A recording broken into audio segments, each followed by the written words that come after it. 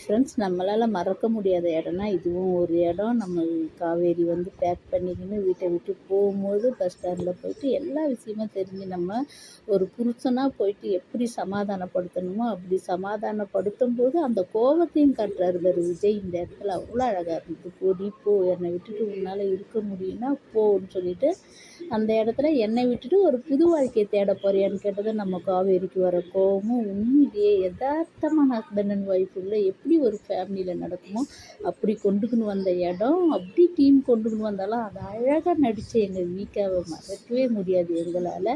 இந்த இடத்துல வெண்ணிலாவும் வந்து அழகாக 2 பேரையும் சேர்த்து வச்சுட்டு போயிடுறா. உடனே நம்ம காவேரிக்கிட்ட கட்டையாக பணத்தை கொடுத்துட்டு பஸ்ஸு கொஞ்சம் நேரத்தில் வரும் போகணும்.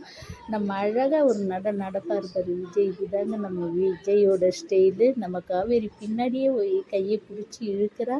அப்படியே அவர் சட்டை பண்ணாத போகும்போது இந்த இடத்துல ஒரு ஹஸ்பண்ட் அண்ட் ஒய்ஃப்குள்ளே சமாதானம் ஆனதோ எந்த அளவுக்கு காதலை கொட்டணுமோ அந்த அளவுக்கு குட்டி அவ்வளோ ஒரு அழகான எபிசோடாக கொண்டு வந்த இடம். அடுத்தது பார்க்கலாம். Bye by.